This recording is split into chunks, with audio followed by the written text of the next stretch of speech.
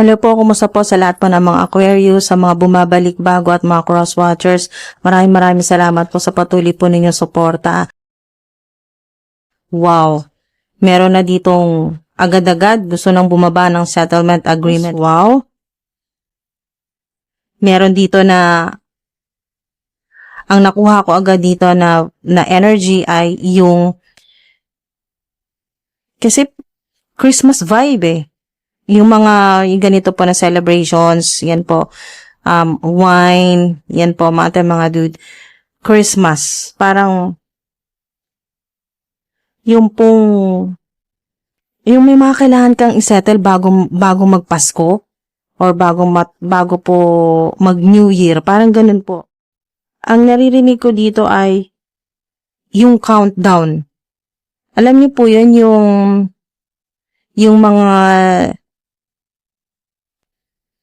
yung lalo na po pag New Year, yung nagka-countdown po, celebration, settlement, yun po yung countdown para sa inyo po ay hindi naman po yung countdown na literal na countdown ng New Year. Okay. Ang countdown na kukuha ko dito na energy ay yung utang-free or debt-free, loan-free countdown. Okay? Countdown na parang pagkatapos nito, hindi na mangungutang, ganyan po. Pagkatapos nito, makakahinga na ng maluwag. Yung parang gusto mong magpa-party. Parang gusto mong uminom. Yan po. Pag nasettle mo na lahat ng mga kailangan mong bayaran. Lalo-lalo na po sa mga nalubog na talaga sa utang loop ng ilang taon or ito pong taon na to na 2025. Wala, diba? OMG. Ayan o, lockbox. Frustrated. Meron din dito na binibilang mo na yung parang gusto mo nang madaliin. Yan po. Yung countdown. Parang gusto mo nang madaliin dahil maaring itong mga baso na to ay may connection dito sa agreement. Ito po, long-term relationship o commitment. Ang kailangan bago matapos ang 2025 or bago magpasko, bago mag-New Year, ay utang-free ka na. Kumbaga, para maharap mo naman yung commitment, yung pagpapakasal, lalo na sa may mga plano pong magpakasal bago matapos ang 2025 o early 2026 po. Yung may mga ganyang plano na kayo po ay frustrated sa kasalukuyan dahil nga sa naghihintay ka nga ng countdown na matapos na or makalaya ka na sa utang loop. Utang-free or debt-free countdown, mga dude, or loan-free countdown ang naririnig ko dito kasi gusto mo na talagang makalabas. Ayun o, lockbox, frustrated, close-in, trap. Gusto mo na makalabas sa ganyang utang loop. Kaya hindi mo maharap yung ganito na gusto mo nang magpakasal pero kulang pa sa budget, mga ganun po. At least pag natapos mo na at nakalabas ka na sa utang loop, yan po, yung binibilang-bilang mo na talaga yung mga araw na konti na lang, ilang buwan na lang na maharap mo naman ito. Sa mga makaka-relate lang po dito ay yung mga nagpaplano or nag-iipon para sa kasal. Kung hindi man ngayon mangyari sa ilan, kung kulang pa po sa budget, bago matapos ang 2025, sa ilan po, early 2026 na po yan masesettle. Early 2026 na po matutuloy yung plano po ninyo. Pero sa ngayon, ang inaantay mo yung countdown ng utang free. Yung makalaya ka na sa utang loop na yan. Okay, mga dude. Maaari din po sa ilan na may nakakasalamuha po kayong mga meron pong toxic o unhealthy behaviors na mga tao or family members na isa pa rin sa nagpapahirap po sa inyo dahil maaari may connection din ito sa pera. Mga sumbatan tungkol sa pera, mga yung mga hindi totoo sa iyo dahil sa pera. Deceitful energy na ang pinagmulan ay maaring problema sa pera or inggit dahil may inggit sa'yo. Maaring ikaw yung malaki ang kinikita sa pamilya. Pero kahit gaano kalaki yung kinikita mo, nauuwi kasi ito dito kasi nga yung vibe ay utang. So, nauuwi lang. Kumbaga, mga dude, nauubos lang yung kinikita mo sa pambayad sa utang. So, ito na yung October na sinasabing positive. Positive po na pagbabago. Okay. Ito yung October change na hinihintay mo. Matagal na. Okay, mga dude. Okay. So, today, o ngayong araw na to, kung kailan nyo po ito mapanood, pwede ngayon pa lang, i-declare nyo na. Okay? I-declare nyo na,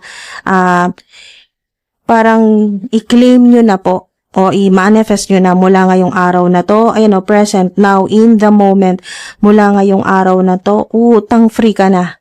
Okay? Utang free ka na. Mga dude. Mula ngayong araw na to, ayan po, i-manifest po ninyo. Mula ngayong araw na to, tapos na ang utang story. Okay, so mula ngayong araw na to, tapos na ang utang story. Utang free na po kayo.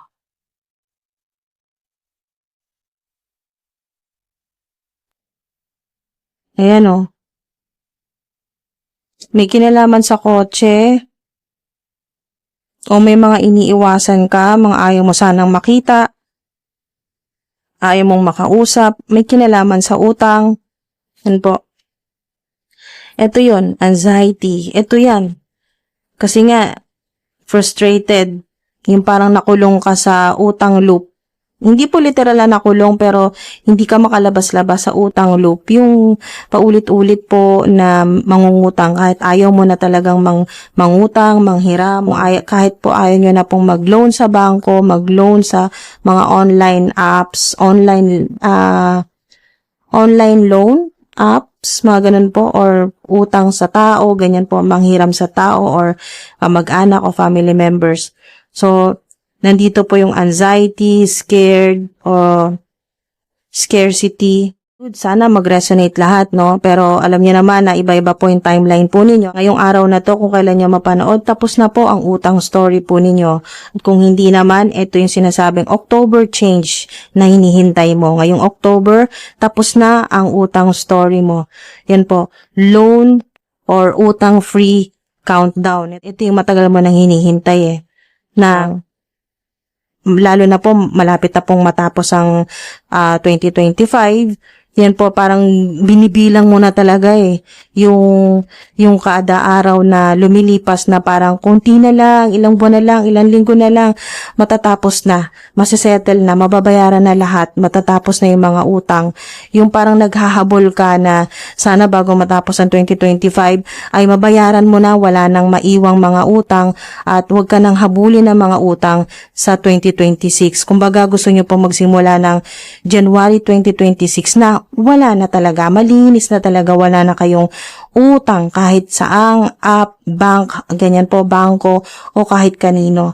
Yan po mga dude. Kaya yung countdown na yan ay talagang big deal sa'yo yan. Talagang binibilang-bilang mga araw na sana matapos na yung, eto po, way down. Ito yung change, yung talagang makawala ka na.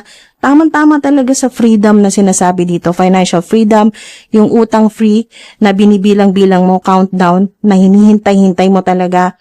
Ito yun. Ito kasing nagpapabigat sa'yo.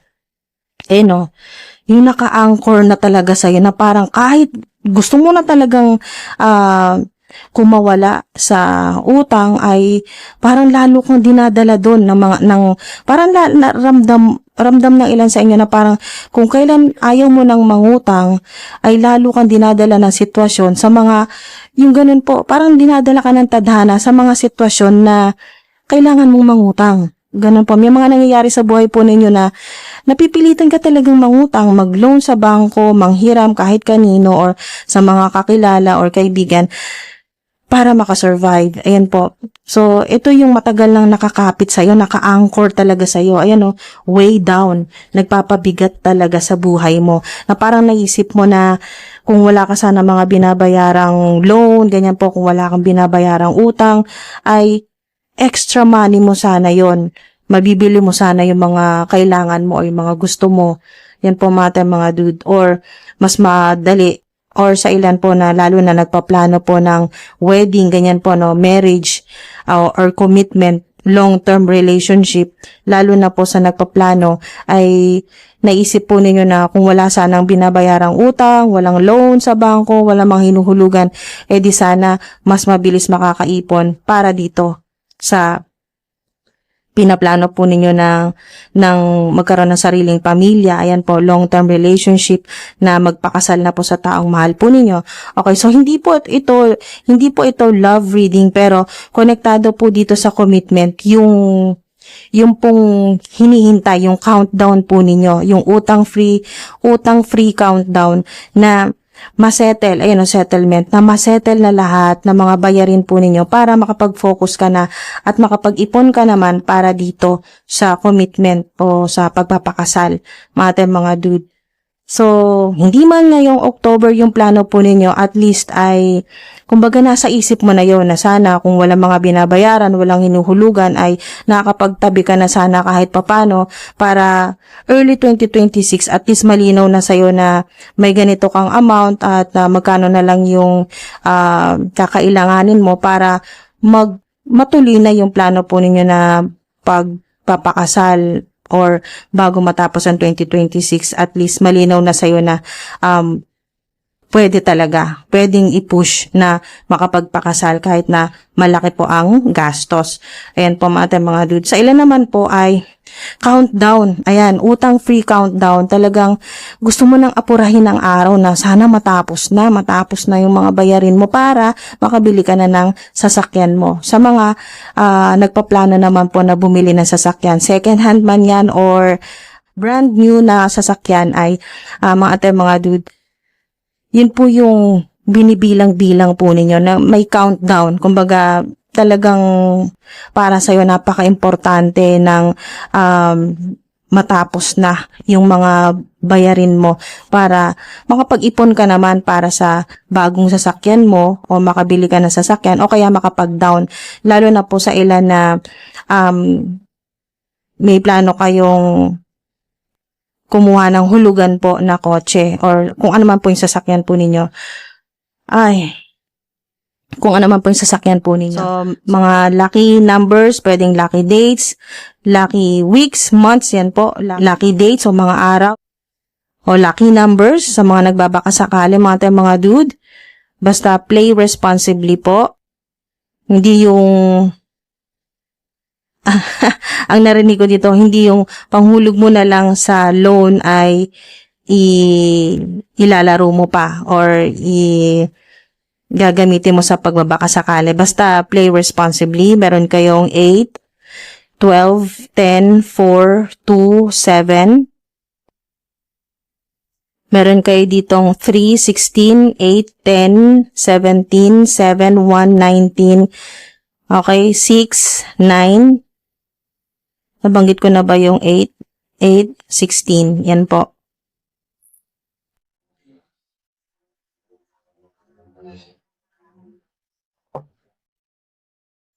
Alright. Bago natin isara ang portal, ano pong mensahe para po sa mga Aquarius? Yes. Diba? Yes. Trust your intuition. Yes. Wow, ang galing nito. Utang free ka na. Sa mga nagbibilang. Okay, nagbibilang na ng mga araw o ilang weeks na lang. Yan po mga dude. Or ilang months na lang hihintayin mo. Countdown. Utang free ka na. Mga dude, tapos na. Tapos na ang utang story. Okay, tapos na ang utang story. Yes, yan. Yan na po yung i-manifest po ninyo. I-comment po ninyo para magkaroon po ng, i-comment po ninyo.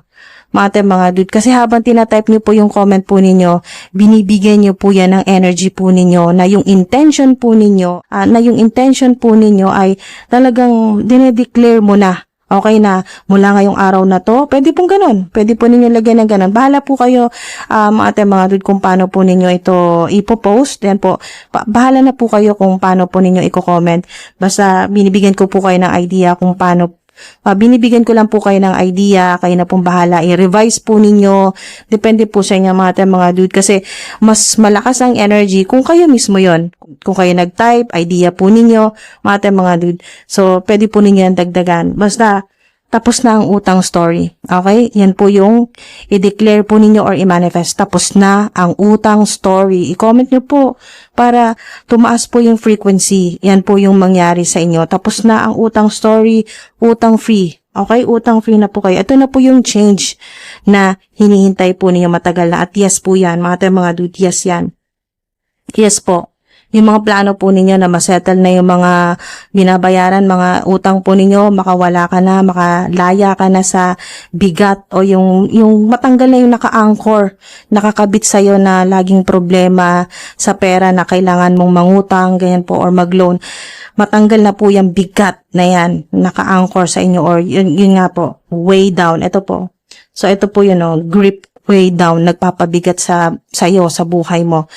Yan po. At mangyari na yung mga gusto mo, yung mga plano mo. Katulad dito na magkaroon ka ng sasakyan. Magkaroon ka ng sasakyan, makapag-focus ka naman sa love life mo, makapag-focus ka sa love life mo, makapagpakasal, makaipon na para sa pagpapakasal. Ayan po mga dude. Or sa ilan, meron dito na may pahabol dito na magawa mo na yung business mo. Gusto mo mag-business ng may mga bulaklak dito or mga halaman. Okay, basta meron ditong business. O, pwedeng online business. Basta meron ditong negosyo na mga halaman or meron po ditong maaring parang wedding organizer, wedding coordinator, wedding coordinator o party organizer o party coordinator. Yung kayo po yung nag-a-arrange, wedding coordinator or party coordinator, kung meron pong ganyan. Yes, yan. Confirmation mga dude. Confirmation. Yes, utang free. Lalo na sa mga nagbibilang na, kasi yung vibe dito ay utang free countdown. Nagbibilang na po kayo ng mga ilang araw na lang, ilang buwan na lang, matatapos na rin sa wakas. Nakikita po ninyo yung inyo pong mga listahan, kung meron po kayo niyan, o yung mga bills po ninyo, yun po, binibilang-bilang nyo na po na malapit na, ilang hulog na lang matatapos na. Nandun kayo sa vibe ng utang free countdown. Yan po. Skip nyo po kung wala po kayong utang, hindi po kayo makaka-resonate dito. Para lang po sa may mga utang na nagbibilang po ng mga araw na sana matapos na. Yan po, tapos na, yes, tapos na ang utang story sa wakas. Yan po. Maraming salamat po mga dude. Ingat po kayo palagi hanggang sa susunod po. Thank you po. Salamat po sa solid na suporta. Ingat po.